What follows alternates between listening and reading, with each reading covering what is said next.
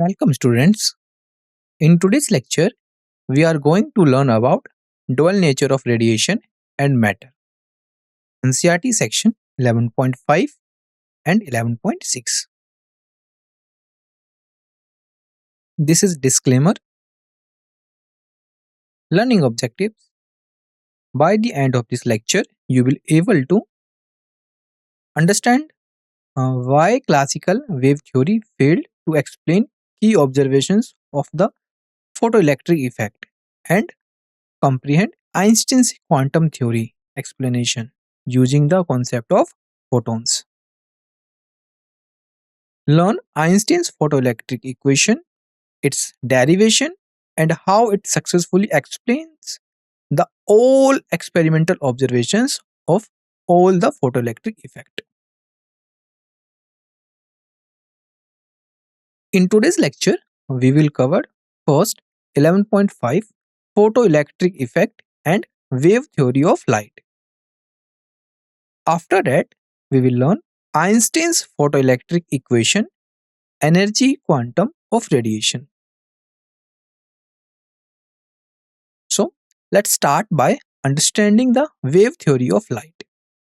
This is a key idea in physics that explains many properties of light, and it's important for understanding how light behaves in different situations.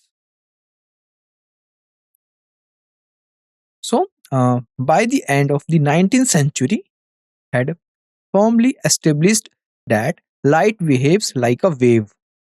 This means that just like sound or water waves, light can spread out, bend, and interact with obstacles. According to this theory, light is an electromagnetic wave.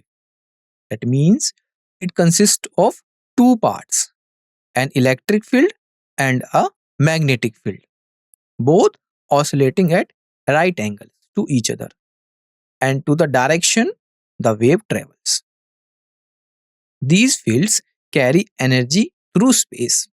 Phenomena of interference, diffraction, and polarization all make sense if light is a wave.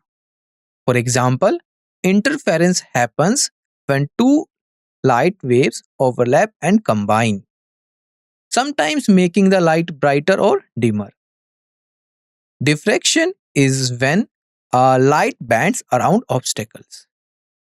And polarization is when the direction of the electric field is restricted. All of these support the wave theory of light. Problems with wave theory of light. Let's see. The classical wave theory of light could not explain the main features of the photoelectric effect. The photoelectric effect is when light shining on the metal surface causes electrons to be emitted. So, problem first, dependence of Kmax on intensity.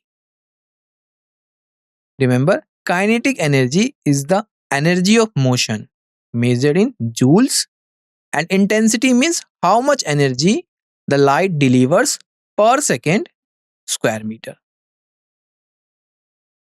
So, according to wave theory, the energy from light is spread out evenly across the wavefront. The surface over which the light wave travels, this means every part of the metal surface should receive some energy from the light. Just like how a gentle wave spreads water evenly along the shore.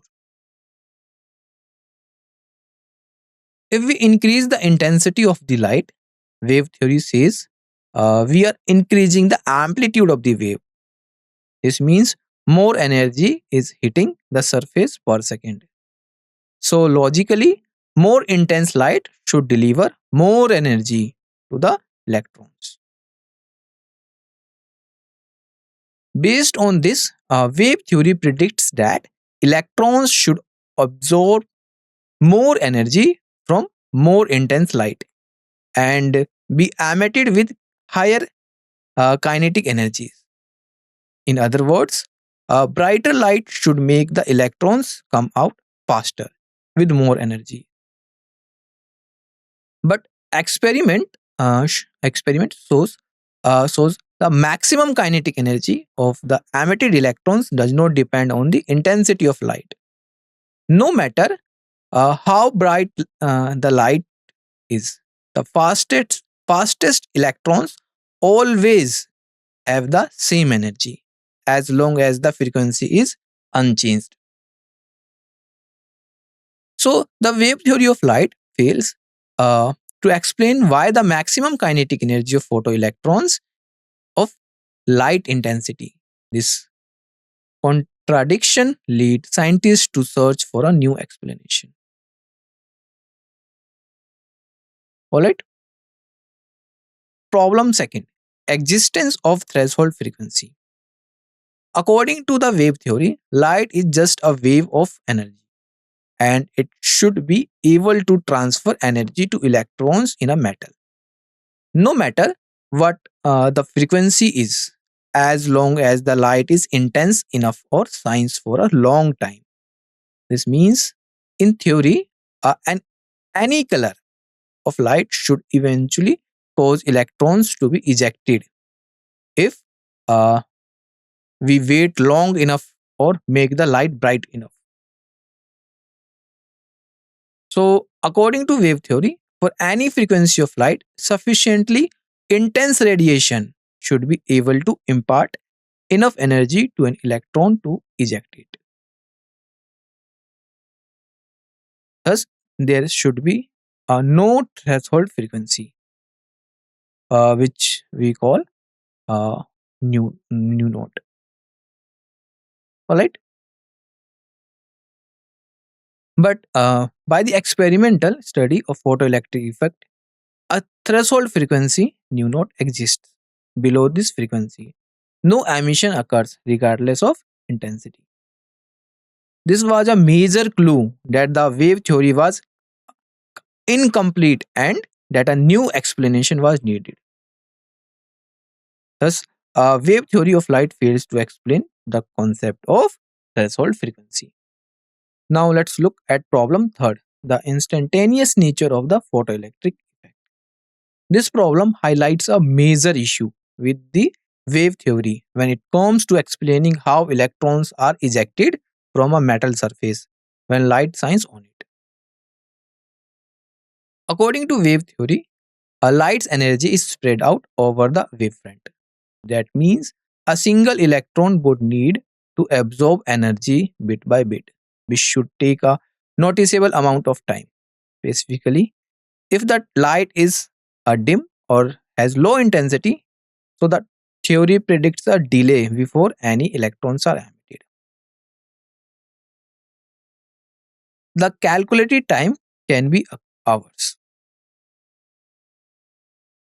But by experimental study of photoelectric effect, photo emission is instantaneous, less than 10 raised to the power minus 9 seconds. This means electrons are ejected as soon as light hits the surface, no matter how weak the light is.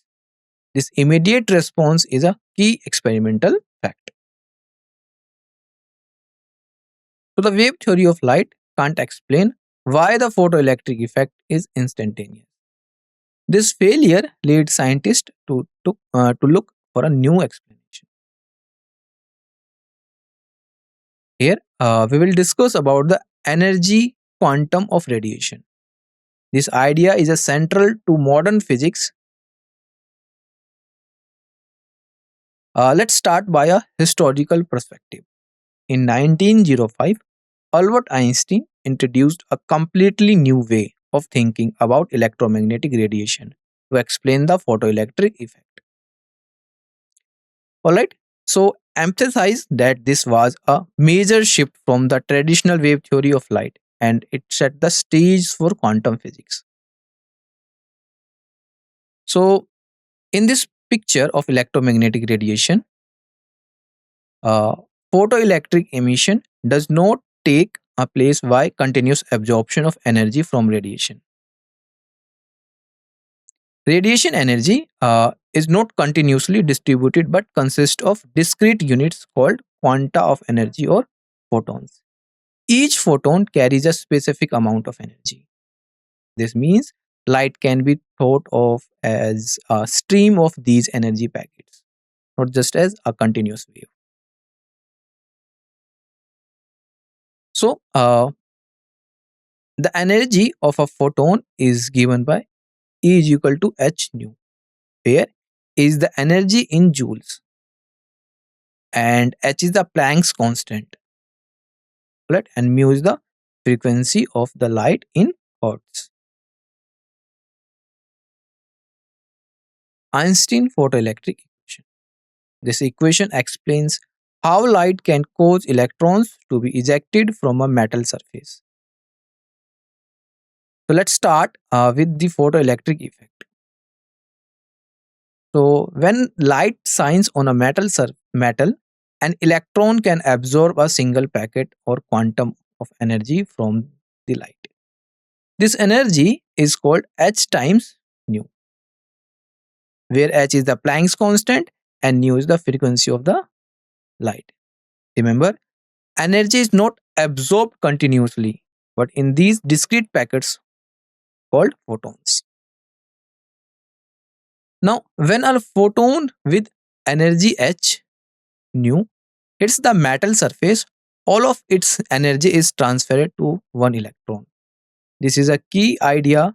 The energy from the photons does not spread out, but goes directly to a single electron. Let's look at how the electron uses this energy.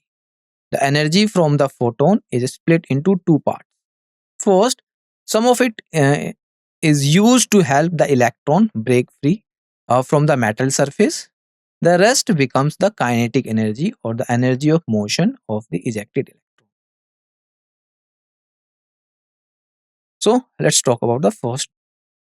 The first part of the photon's energy is used to overcome the surface barrier of the metal. This minimum energy needed to remove an electron from the metal is called work function. Alright, and this is represented by phi naught. The work function depends on the type of metal and is measured in joules. The remaining energy from the photon after overcoming the work function is given to the electron as its maximum kinetic energy, K max. Alright, so the equation becomes K h nu is equal to phi naught plus K max, maximum kinetic energy. This means if we increase the frequency of the light, the kinetic energy of the emitted electrons also increases. So from this line we can say kinetic energy, frequency of the light, if we increase, so the kinetic energy emitted light also increases. Alright, so here this is directly proportional. As long the frequency is above the threshold needed to overcome the work function.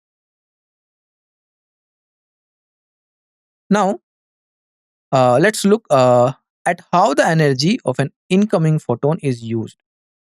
The energy from the photon, which we can write as h times nu, where h is the Planck's constant and nu is the frequency of the light, is split in two ways. Some of it is used to overcome the work function of the material, which is the minimum energy needed to remove an electron, and the rest becomes the maximum kinetic energy of the ejected electron. By applying the principle of energy conservation, we can write energy of incident photon equals the work function plus maximum kinetic energy of electron. In other words, all the energy from the photon is accounted for, none is lost. This helps us understand that if the photon does not have enough energy to overcome the work function, no electrons will be emitted. So we can write the equation h nu is equal to phi naught plus k max. Alright. Kmax is equal to h nu minus phi. This means that if we increase the frequency of the light, the kinetic energy of ejected electrons increases, provided the frequency is above the threshold needed to overcome the work function. Now, uh, let's look at the equation itself. Kmax is equal to h nu minus phi. Alright. The symbol h stands for Planck's constant, which is about 6.6 into 10 raised to the minus 34 joule. Nu is the frequency of the incident light in Hertz. Notice that not all electrons are equally easily to remove. Some are more tightly bound inside the metal. These electrons will come out with less kinetic energy than the maximum value given by the equation. So only the electrons at the surface which are least tightly bound will have the maximum kinetic energy. Intensity of the light for a given frequency. The intensity of light depends on how many photons hit the surface each second. More photons per second means higher intensity. But remember, each photon still has the same energy determined by its frequency. If we increase the intensity of the light, we are sending more photons to the metal every second. This means more electrons can be emitted per second. So the current increases.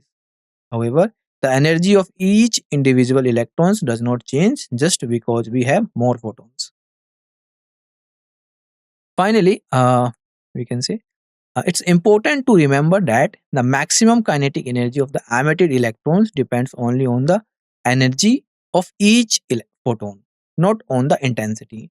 So even if we make the light brighter, the faster electrons will still have the same maximum kinetic energy as long as the frequency stays the same. Now we will discuss explanation of experimental observations by photoelectric equation. Let's focus on a crucial observation. The maximum kinetic energy of the emitted electrons, which we call Kmax, depends linearly on the frequency of the incident light, not on its intensity. This means that changing how bright the light is does not affect how much energy each electron gets. Only the color or frequency of the light matters.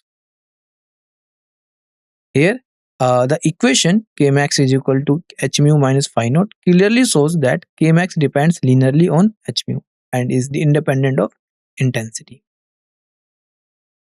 Alright.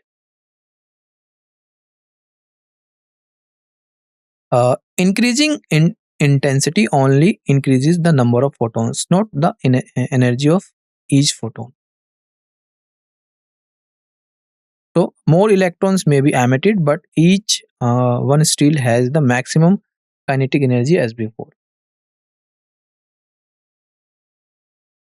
These findings match what experiments have shown about the photoelectric effect. The kinetic energy of electrons depends only on the frequency of the light, alright, not its intensity, which supports the idea that light behaves as a particles called photons. Alright, so here we can say light behaves two nature, wave nature and particle nature.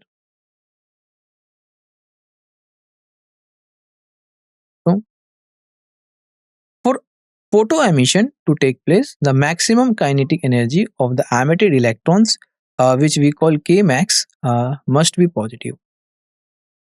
The equation Kmax is equal to h mu minus phi naught tells us that the energy of the incoming photon h nu must be greater than the work function phi naught, which is the minimum energy needed to remove an electron from the metal. Alright. So if the frequency of the light is higher than phi naught divided by h, electrons will be emitted. On the other hand, if the frequency of the light is less than phi naught divided by h, no electrons will be emitted, no matter how intense the light is. This shows us that the photoelectric effect depends on the frequency of light, not just its brightness. All right. Now, let's look at the first important point. Photoelectric emission only occurs if the frequency of the incident light, which we call nu, is greater than a certain minimum value called the threshold frequency or mu naught. This threshold frequency is given by the formula nu naught is equal to phi naught divided by h, where phi naught is the work function of the metal in joules and h is Planck's constant. So, unless the light's frequency is above this threshold, no electrons will be emitted, no matter how intense the light is. So, the greater the work function, the higher the threshold frequency needed to the release electrons. For example, if we have two metals, one with a work function of 2 electron volts and another with 4 electron volts, the second metal will require light of a higher frequency to emit electrons. Alright. Thus, there exists a threshold frequency nu naught is equal to phi naught divided by h for the metal surface below which no photoelectric emission is possible. Now, uh, let's focus on how the intensity of light affects the photocurrent. Basically, photocurrent is the electric current produced when electrons are ejected from the metal. Uh, we will see how changing the intensity of the light changes the number of electrons released and therefore the current. Higher intensity means more photons are hitting the metal surface every second per unit area. A photon is a particle of the light, and intensity tells us how many photons arrive in a given time. So, if we increase the intensity, we are simply sending more photons towards the metal.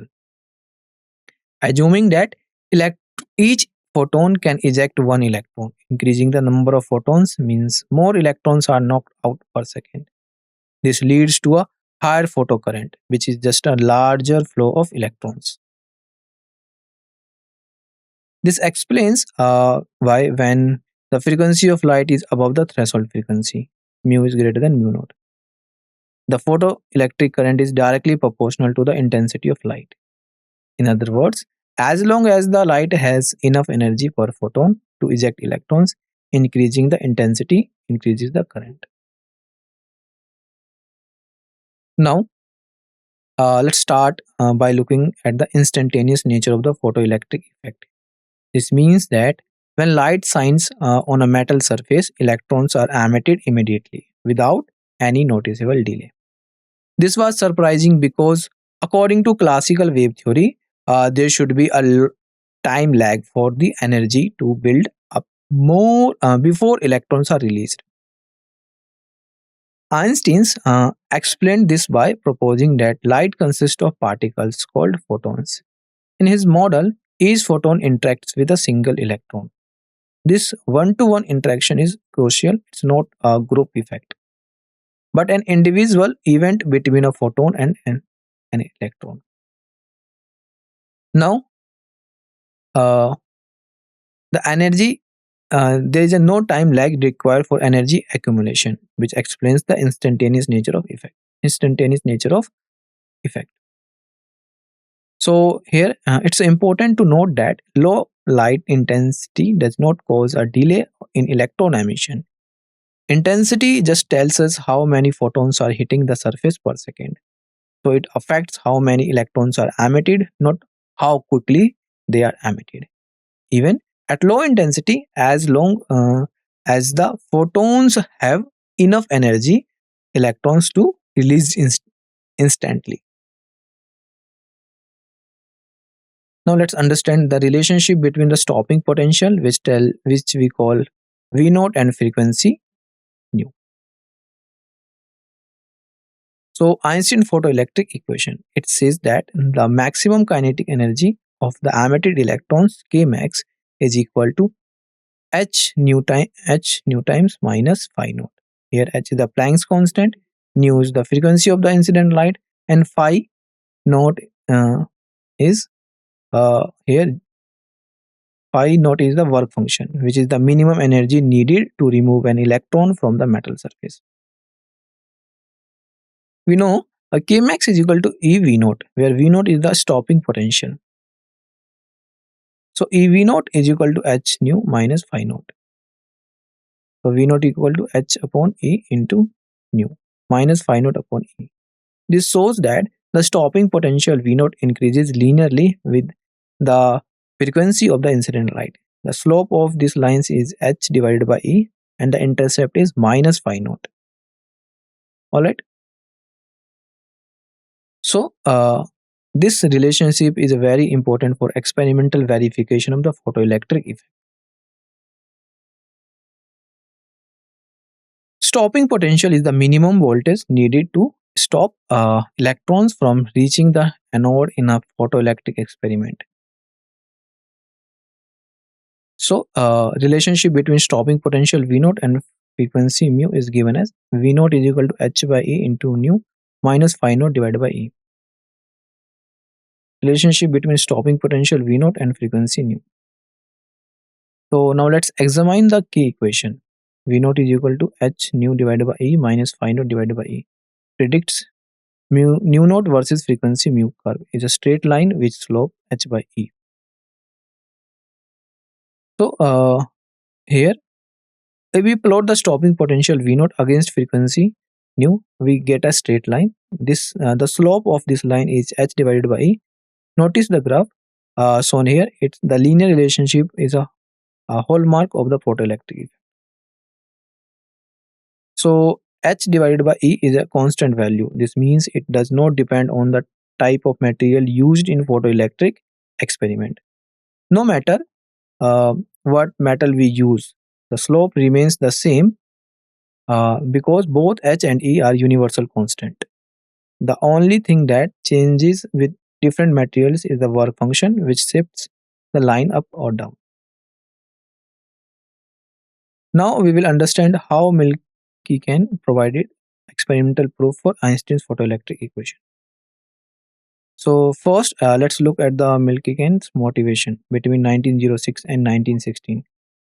Millikan carried out a series of experiments on the photoelectric effect. His goal was actually to disprove Einstein's photoelectric equation, which was a bold new idea at that time. He was able to calculate H. Remember, H is measured in joules second and E is measured in coulombs. This method links experimental data directly to the fundamental constant. His measured value was close to the value of Planck's constant, 6.626 into 10 raised to the power minus 34 joule second. So in 1916, instead of disproving Einstein photoelectric equation, Millikan actually proved its validity. This is a great example of how science advances even when we try to challenge a theory. Careful experiments can end up supporting it. Now let's summarize what we have learned in this lecture. We started wave theory. So wave theory failed to explain how Kmax is independent of intensity, threshold frequency, existence, and instantaneous nature of photoelectric effect. Einstein proposed photon theory, stating lights consist of discrete energy packets with energy h E is equal to h mu. Einstein photoelectric equation h nu is equal to phi naught plus Kmax. Work function is the minimum energy needed to free electrons from metal surface equals h nu naught. Stopping potential equation V naught is equal to h nu divided by E is equal to minus phi naught divided by E shows linear relationship between V naught and frequency mu. Photon theory explains Kmax depends only on the frequency nu. Threshold frequency nu naught exists between which no emission occurs. Intensity only affects number of electrons emitted, not their energy. Photoelectric effect is instantaneous as photon interacts with a single electron. Millikan experimentally verified Einstein's theory in 1916, confirming h by E as a universal constant. Now we have some questions. First, what is the formula for the energy of a single photon in terms of Planck's constant and frequency? According to Einstein's photoelectric equation, what happens to the maximum and kinetic energy of ejected electrons when light intensity increases? Alright. Thank you for your attention. I hope this lesson was helpful.